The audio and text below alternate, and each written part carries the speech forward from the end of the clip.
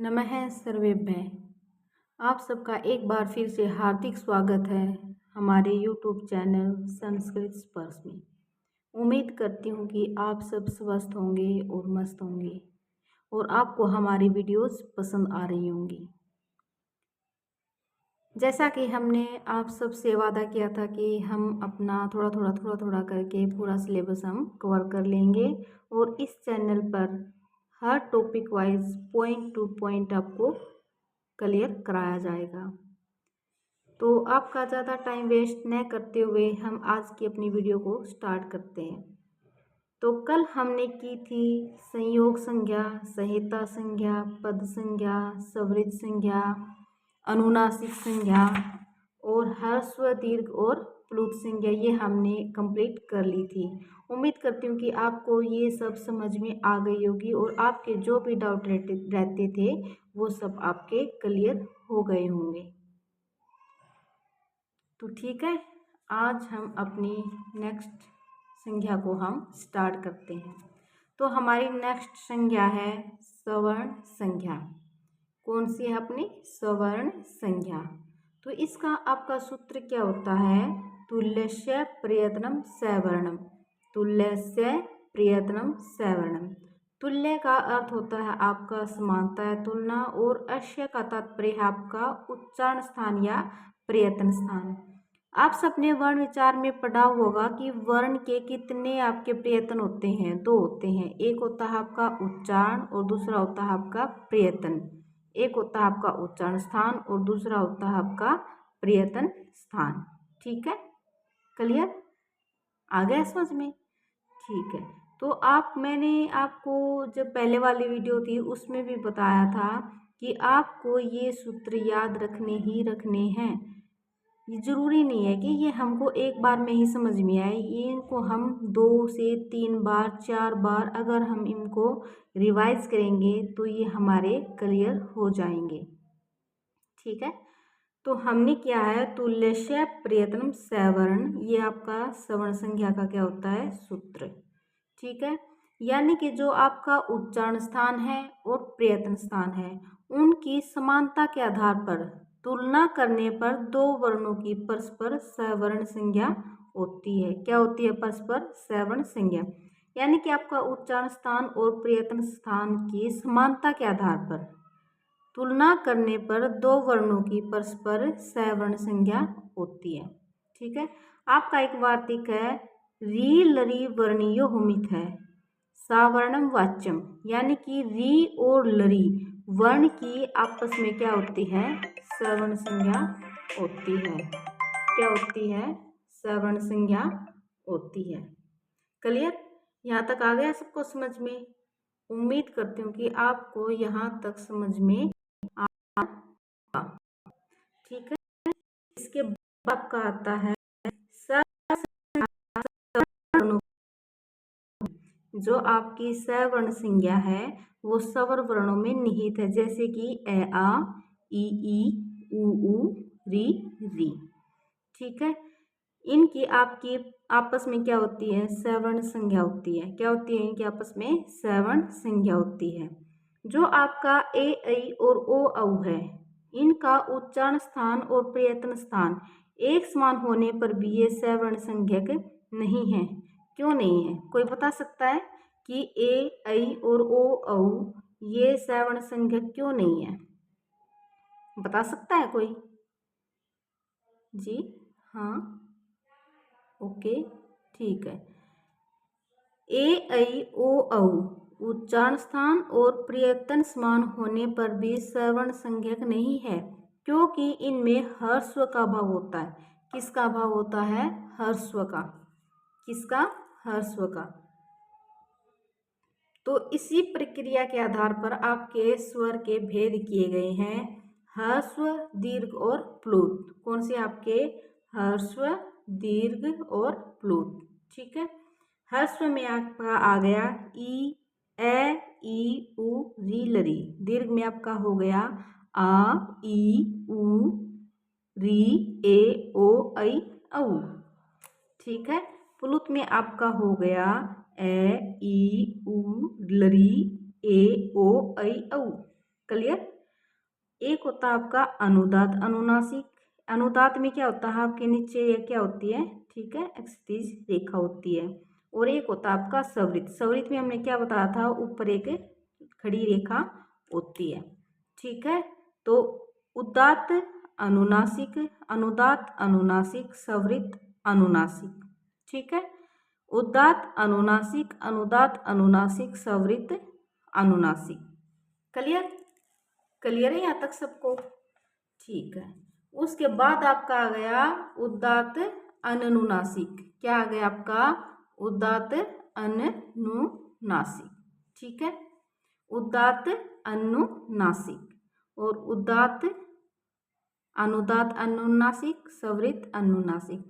तो इस प्रकार हमने देखा कि जो आपके ए के भेद कितने होते हैं 18, ई के भी कितने होते हैं 18, ऊ के भी होते हैं 18 और री के भी होते हैं आपके 18 भेद। ये क्या होते हैं, आपके सवर्ण संज्ञक होते हैं। क्या होते हैं आपके सवर्ण संज्ञक। आपसे एग्जाम में पूछ लिया जाता है कि ए के कितने भेद होते हैं, आपके कितने होते हैं 18, ई के 18, ऊ के 18, री के 18, ठीक है। लरी के आपके 12 भेद होते हैं। कितने भेद होते हैं आपके 12, क्योंकि इसमें आपका दीर्घ का भाव होता है। जो लरी होता है उसका दीर्घ रूप नहीं होता, लरी का आपका दीर्घ रूप नहीं होता है, ठीक है। तो लरी के आपके कितने भेद हो गए, आपके 12। क्लियर, ठीक है। आपके ए के भी 12 भेद हैं, ओ के भी हैं 12, आई के भी 12 और औ के भी 12, क्योंकि ए ओ आई औ के आपका क्या होता है, ह्रस्व अभाव होता है। क्या होता है आपका, ह्रस्व अभाव होता है। लरी का तो होता है आपका दीर्घ अभाव और ए ओ आई औ का होता है आपका ह्रस्व अभाव, ठीक है। तो आपने पढ़ा कि जो लरी के भेद होते हैं वो तो कितने होते हैं आपके 12 और री के आपके कितने होते हैं 18। तो री और लरी के कुल मिला के कितने भेद होते हैं आपके 30। कितने भेद होते हैं आपके 30, ठीक है। क्लियर, ठीक है। फिर आगे चलें, ठीक। नेक्स्ट आपकी आती है गुण संज्ञा। क्या आती है आपकी, गुण संज्ञा। गुण संज्ञा का क्या सूत्र होता है आपका, अदेंग गुणे अत एंग च गुण संज्ञा स्यात्। अत एंग च गुण संज्ञा स्यात्। आपने माहेश्वर सूत्र में पढ़ा होगा, माहेश्वर सूत्र में आपने पढ़ा होगा ना, एंग। एंग के बीच में आपका कौन सा आता है, ए ओ अंग, ए ओ अंग। तो ए ओ को तो आपने ले लिया और अंग की आपकी क्या हो जाती है, इत संज्ञा। क्या हो जाती है आपकी, इत संज्ञा। तो अत मीन हो गया आपका ए, अतमीन क्या हो गया आपका ए। एंग में आपके आ गए ए और ओ। आपने महेश्वर सूत्र में इसको याद किया होगा।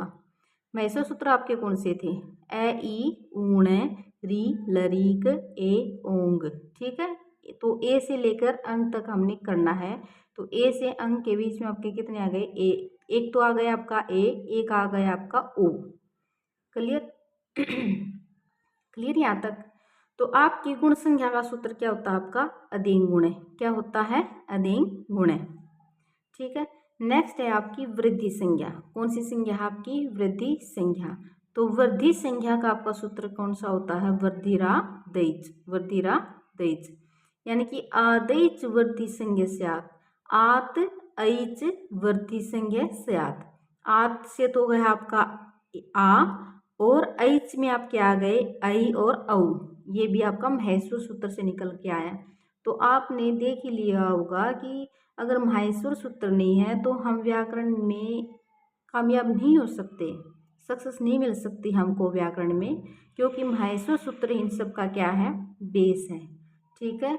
आ ऐ औ इन सब की क्या होती है, आपकी वृद्धि संज्ञा होती है।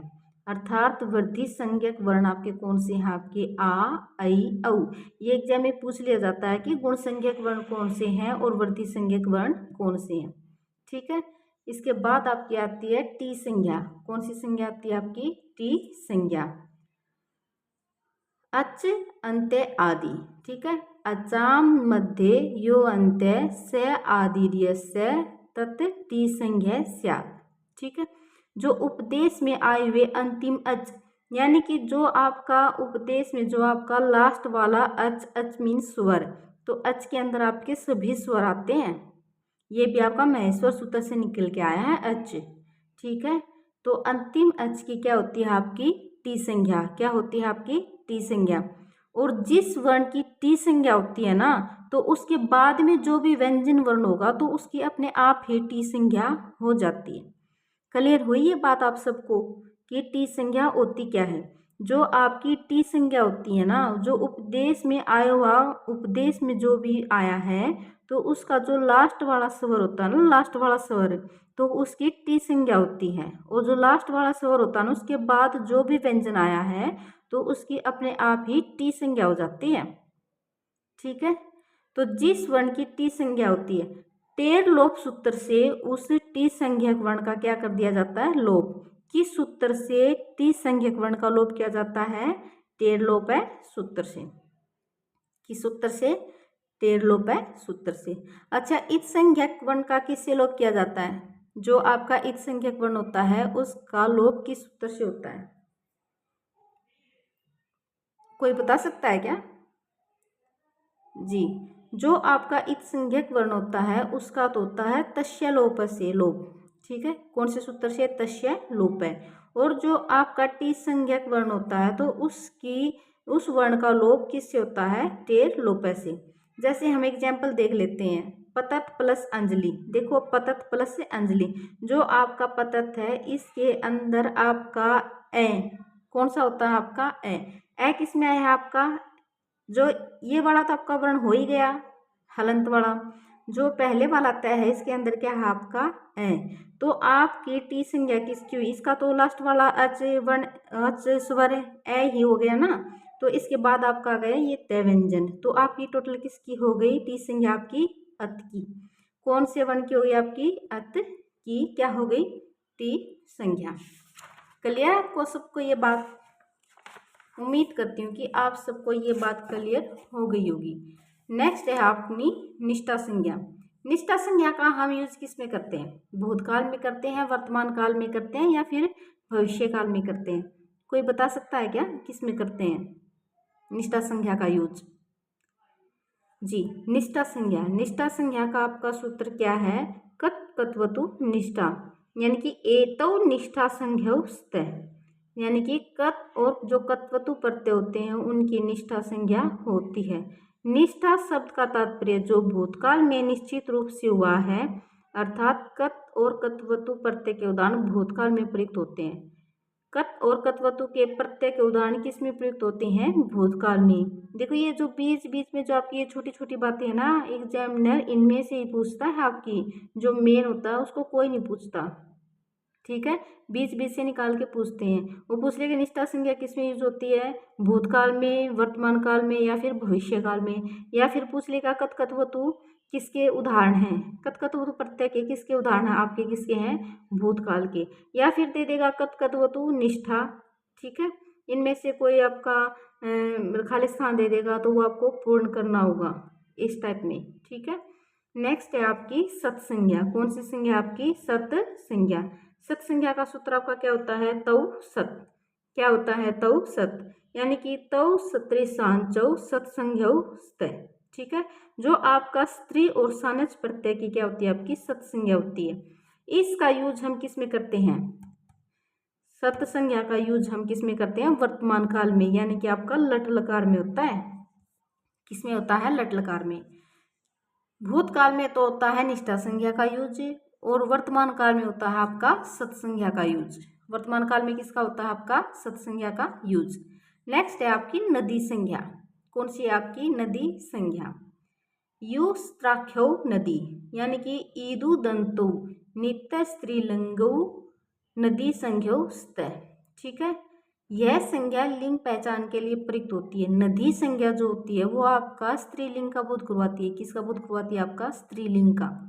ठीक है, यानी कि जो आपका इकारांत और उकारांत नित्य स्त्रीलिंग शब्दों की क्या होती है, नदी संज्ञा होती है। देखो, प्रथम लिंग ग्रहणम च, यानी कि इस वार्तिक से यदि कोई भी नदी वाला स्त्रीलिंग शब्द किसी समास के कारण गौण होकर पुल्लिंग आदि हो जाता है। ठीक है, समास के कारण गौण होकर पुल्लिंग आदि हो जाता है तो भी उसकी नदी संज्ञा होती है। क्या होती है, उसकी नदी संज्ञा होती है। किस वार्तिक से, यानी कि प्रथम लिंग ग्रहणम च, इस वार्तिक से कोई भी आपकी नदी संज्ञा वाला स्त्रीलिंग शब्द है वो समास के कारण गौण होकर पुल्लिंग हो जाता है तो भी उसकी क्या होती है, नदी संज्ञा होती है।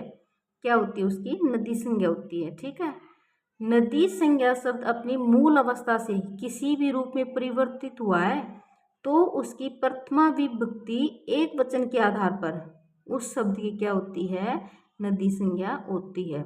प्रथमा विभक्ति और एक वचन के आधार पर उस शब्द की क्या होती है, नदी संज्ञा होती है। ठीक है, जैसे आपका हो गया नदी, स्त्री, जननी, लक्ष्मी, सरस्वती, पार्वती, चमू, वधु आदि। ठीक है, क्लियर है ये बात, हो गई क्लियर। नेक्स्ट है आपकी घी संज्ञा। कौन सी है आपकी, घी संज्ञा, यानी कि सेसो घी एस घी, सेसो घी एस की। एस की मीन्स सखी शब्द को छोड़कर, सखी शब्द को छोड़कर जो शेष रह गए आपके इकारांत और उकारांत शब्दों की क्या होती है, आपकी घी संज्ञा होती है। जो घी संज्ञा होती है वो केवल आपकी पुल्लिंग शब्दों की होती है। इसमें से हमें केवल एक सखी छोड़कर, सखी को हम छोड़ देते हैं। सखी में भी तो आपका इकारांत है ना, सखी में भी आपका क्या है, इकारांत। तो इसलिए इसने बोला है शेषो घी असखी, यानी कि सखी को छोड़कर, सखी को छोड़कर जो आपके इकारांत और उकारांत शब्दों की क्या होती है, आपकी घी संज्ञा होती है। और यह संज्ञा केवल पुल्लिंग शब्दों की होती है। जैसे हरि ही, मुनि ही, ऋषि ही, भानु हूँ, विष्णु हूँ, इन सब की क्या होती है, घी संज्ञा होती है। ठीक है, क्लियर। जैसे देखो मति, बुद्धि, शुद्धि, पंक्ति, ये भी क्या है आपके इकार और उकार हैं, लेकिन इनकी घी संज्ञा नहीं होती। क्यों नहीं होती, क्योंकि ये एक स्त्रीलिंग शब्द है, क्योंकि ये क्या है, स्त्रीलिंग शब्द हैं। मति, बुद्धि, शुद्धि क्या है आपके स्त्रीलिंग शब्द हैं। और आपके वारी, दधि, अक्षी, मधु, चक्षु ये भी आपके घी संज्ञक वर्ण नहीं है। क्यों नहीं है, क्योंकि ये आपके नपुंसक लिंग शब्द है। अब पता है आपको संस्कृत में एक पुल्लिंग और नपुंसक लिंग समझने में आपको विसर्ग बहुत ही ज़्यादा हेल्पफुल होते हैं इसके अंदर। जैसे हरि के पीछे विसर्ग है तो ये पुल्लिंग है, मुनि के पीछे विसर्ग है तो ये पुल्लिंग है, ऋषि के पीछे विसर्ग है तो ये पुल्लिंग है। देखो जो आपके नपुंसक लिंग है ना, उनके पीछे आपका विसर्ग नहीं मिलेगा, आपको क्या नहीं मिलेगा, विसर्ग नहीं मिलेगा। तो ये आपकी मेन पहचान होती है। ठीक है, तो आज हम अपना टॉपिक यहीं पे ही हम समाप्त करते हैं। उम्मीद करती हूँ कि आप सबको मेरा ये टॉपिक पसंद आया होगा और आपको मेरा पढ़ाना भी आपको पसंद आ रहा होगा।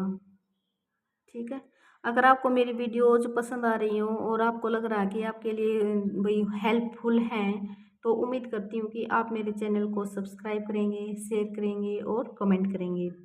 ठीक है, तो कल हम करेंगे अपनी प्रगृह्य संज्ञा, गति संज्ञा, विभाषा संज्ञा, प्रातिपदिक संज्ञा। तो हम कोशिश करेंगे कल में आपकी ये जो संज्ञा प्रकरण है हम इसको कंप्लीट कर लें।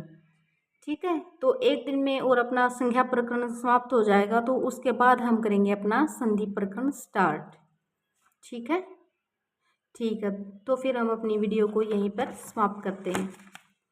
ठीक है, धन्यवाद।